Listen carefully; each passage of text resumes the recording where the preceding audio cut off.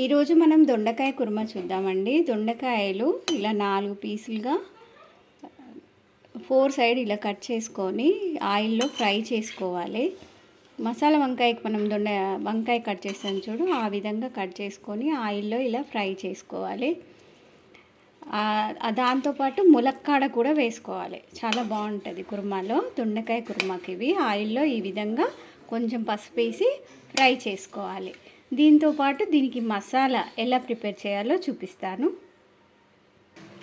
ఉల్లిగడ్డ, అల్లం వెల్లిపాయ 2 కట్ చేసుకొని ఈ విధంగా పేస్ట్ మిక్సీ జార్లో వేసుకొని పేస్ట్ చేసుకోవాలి.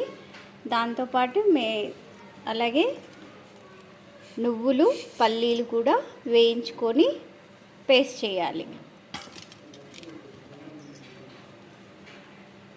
ఇప్పుడు కడాయి పెట్టుకొని ఆయిల్ వేసుకొని అందులో ఒక 1/2 టీ స్పూన్ మెంతులు వేసుకోవాలి. ఒక 2 బిర్యానీ ఆకులు కూడా వేసుకోవాలి. బిర్యానీ ఆకులు తర్వాత మనం పేస్ట్ చేసుకున్నాం కదా, ఉల్లిగడ్డ పేస్ట్, ఒక 5 పచ్చిమిరపకాయలు మధ్యలో కట్ చేసుకొని వేసుకోవాలి. వేసిన తర్వాత మనం ఇప్పటి వరకు మనం పేస్ట్ చేసుకున్నాం కదా ఉల్లిపాయ పేస్ట్, ఆ పేస్ట్ వేసేసుకోవాలి. ఉల్లిపాయ, అల్లం వెల్లిగడ్డ 2 కలిపి పేస్ట్ చేసుకుని ఆ పేస్ట్ వేసేయాలి. ఇది ఫ్రై చేసుకోవాలి. కరివేపాకు, 1/2 స్పూన్ పసుపు వేసుకోవాలి.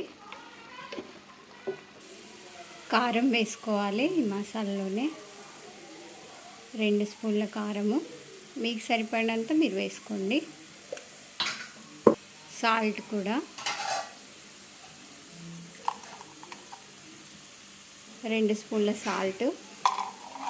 చింతపండు కూడా నానబెట్టుకోవాలి, నిమ్మకాయ అంతా. లేదు ఎక్కువ క్వాంటిటీ తీసుకునే వాళ్ళు ఎక్కువ కూడా తీసుకోవచ్చు. పల్లీలు, నువ్వులు ఫ్రై చేసుకుని పెట్టుకున్నాం కదా, అది మిక్సీ చేసి దాన్ని కూడా ఇందులో వేసేయాలి. పల్లీల నువ్వుల పేస్ట్ మంచిగా మిక్స్ చేసుకోవాలి. ఇప్పుడు జీలకర్ర పొడి 1 టీ స్పూన్ ఫుల్గా వేసుకోవాలి. ధనియాల పొడి 1 2 స్పూన్ ఫుల్గా వేసుకోవాలి. ఇంకా ఎక్కువ క్వాంటిటీ కావాలనే వాళ్ళు కూడా వేసుకోవచ్చు. 1/2 స్పూన్ గరం మసాలా వేసుకోవాలి. 1 టీ స్పూన్ ఫుల్ స్పూను పెద్ద టీ స్పూన్తో కొబ్బరి పొడి వేసుకోవాలి. ఇవన్నీ మిక్స్ చేసుకోవాలి, మంచిగా ఫ్రై చేసుకోవాలి.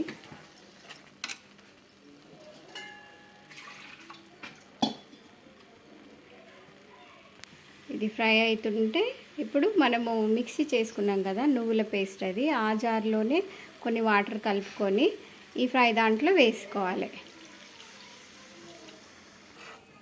ఇలా మసాలా అంతా ఇలా లిక్విడ్ లాగా అవుతుంది. దీన్ని కొంచెం మరిగించాలి. ఒక 2 మినిట్స్ మరిగాక ఇప్పుడు దొండకాయలు మనం ఫ్రై చేసుకుని పెట్టుకున్నాం కదా, దొండకాయలు వేసేసుకోవాలి. ఇందాక మనం మసాలాకి 2 స్పూన్స్ చిన్న స్పూన్తో వేసుకున్నాం కదా సాల్ట్. ఇప్పుడు ఈ దొండకాయలు వేసిన తర్వాత వాటర్కి అన్నీ వేసుకున్న తర్వాత మళ్ళీ సాల్ట్ వేసుకోవాలి. పెద్ద స్పూన్తో 1 స్పూన్ సరిపోద్ది.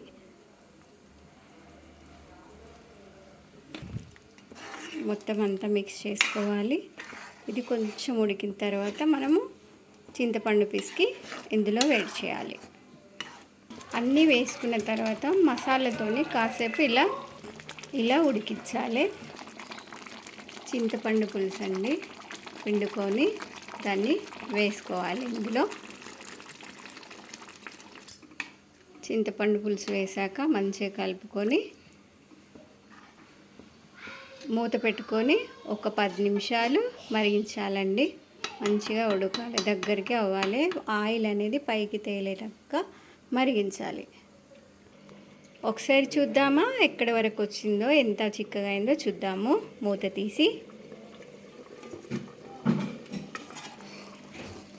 చూడండి, ఇలా కొంచెం దగ్గరకు అయింది. కొంచెం చిక్కబడాలి. ఇంకా మళ్ళీ మూత పెట్టుకుందాం. నూనె మంచిగా పైకి తేరేదాకా మరగాలి. ఇంకొంచెం చిక్కగా అయితే సరిపోద్ది. మూత తీసి చూద్దామండి. చూడండి, ఇలా ఆయిల్ చక్కగా పైకి వచ్చింది కదా, కనిపిస్తుంది కదా. ఈ విధంగా ఆయిల్ పైకి వచ్చేలాగా మరిగించాలి. చక్కగా ఉడికిపోయింది, చిక్కబడింది కూడా. చక్కగా కమ్మని దొండకాయ మునక్కాడ కుర్మా రెడీ. ఇలా బౌల్లోకి సర్వ్ చేసుకోవాలి. వేడి అన్నంతో తింటే సూపర్గా ఉంటుంది. బగారా రైస్లో కూడా చాలా బాగుంటుంది. ఒకసారి ట్రై చేసి చూడండి.